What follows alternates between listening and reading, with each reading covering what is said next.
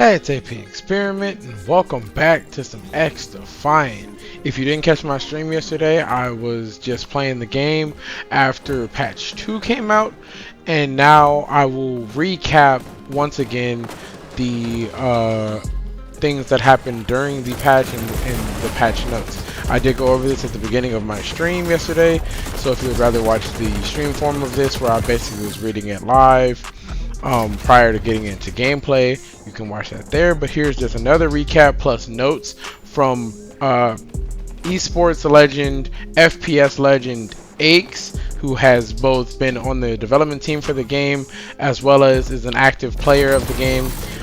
He was speaking on the movement updates, and he was clarifying that the jump height got reduced by 30%, the player speed got reduced by 20%, as well as he was saying that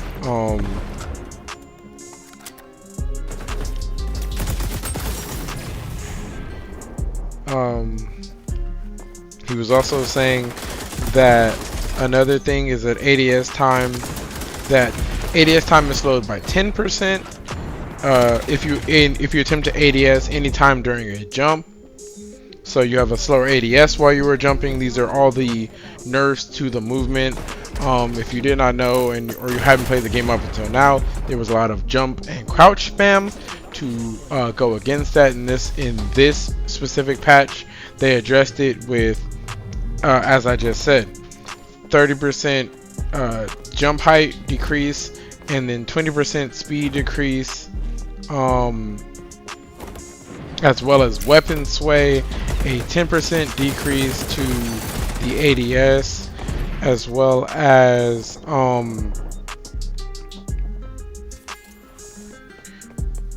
was I gonna say? I'm sorry. And then after 3 jumps, you will get the penalty, which is the weapon sway. You don't get it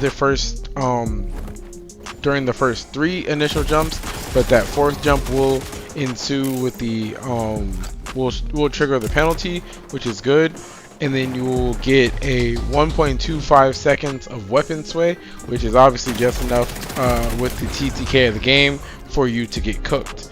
And my initial thoughts on it really are it does help. It is very effective, but I feel like it is not enough to stop the spam. The crouch and jump spam is kind of ridiculous. I mean, of course, a lot of people do use it effectively. There is great air strafing in the game, so I do understand not trying to, wanting to nerf it into the ground, as jumping would affect the air strafing, and air strafing is such a beneficial and crucial a part of the entire movement of the game. So I do get that. I do understand that from both sides. It's definitely something that they don't want to nerf into the ground. They did work very hard on the movement and the feel of the game, and they don't want to completely alter that just because of the way that the community is basically dealing with it. Yes, it can get annoying. Yes, it can get bad. As well as they also did nerfs to the sniper, or they also did an increase to sniper flinch, so that no one can basically spam one shots with either of the snipers, whether it be the M44 or the TAC 50. Of course, yes, if you are sniping, you still can't hit your shots. It's not impossible, but they did want to put out a boost to the sniper flinch to make that a lot more niche. If you are going for snipers, you are going for snipers. As many other content creators have said, the ADS, or the not the ADS, I'm sorry, the aim assist in this game is weaker, and on the snipers it is even weaker than with any other gun. FazeJev especially has made sure to talk about this on a regular basis and make sure to emphasize it. So adding that sniper flinch is something that is very, very beautiful and very, very impactful. If you did miss out, they did announce officially the GSK faction. I personally can't wait for it. It's going to be very, very fun. I can't wait to use it, especially that trophy system.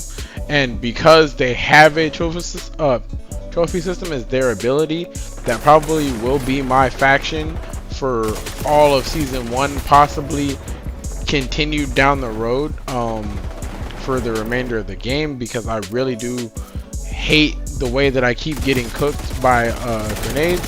So I would much rather have that trophy system there. It would be very useful. Plus, I play the objective very heavily. I actually do enjoy playing the objective. So having that extra support of having a trophy system with me will be very effective. I have played Rainbow Rainbow Six Siege on a good basis. So I do have some connection to Jaeger, which I believe Jaeger and Blitz directly will be added to the game, as well as one other character. So I can't wait to see what skins they put in the game for them.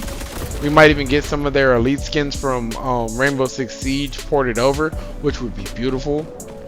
I would really love to see that, as there are some very good skins and very cool skins from Rainbow Six Siege for Jaeger and Blitz.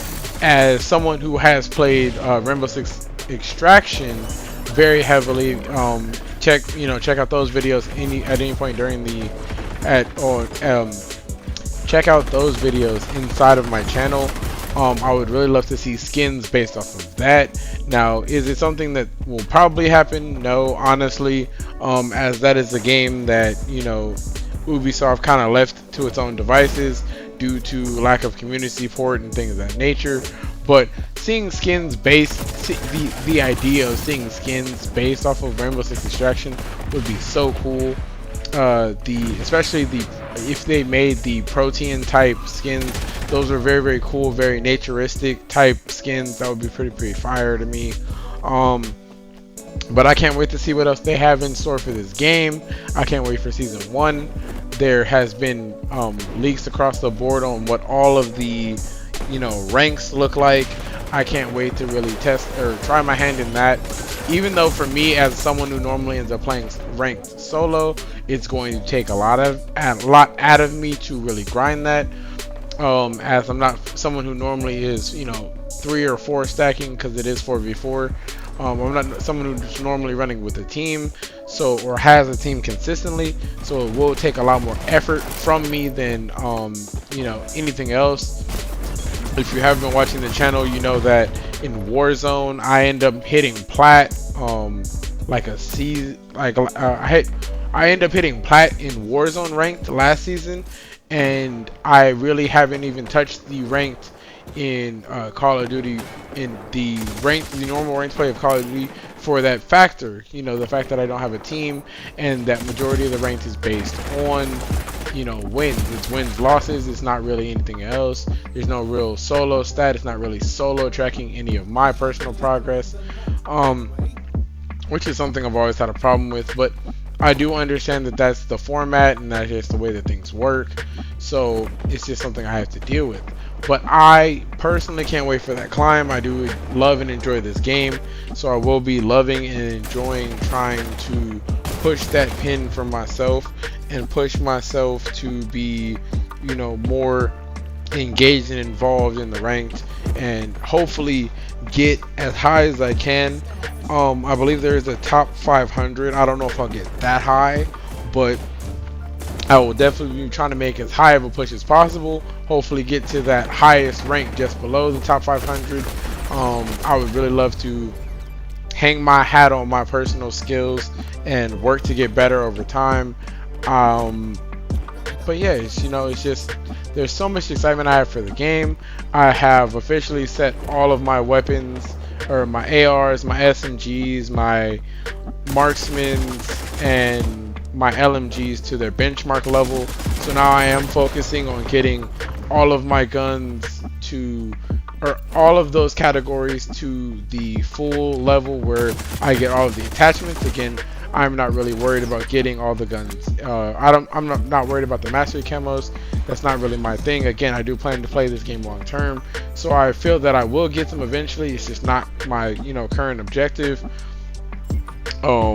So I will be getting my weapons I will be working on those specific categories: the ARs, the SMGs, the marksmans, and the LMGs, and getting them to the highest level for all the attachments. It's been AP Experiment though, and I'll catch you in the next one.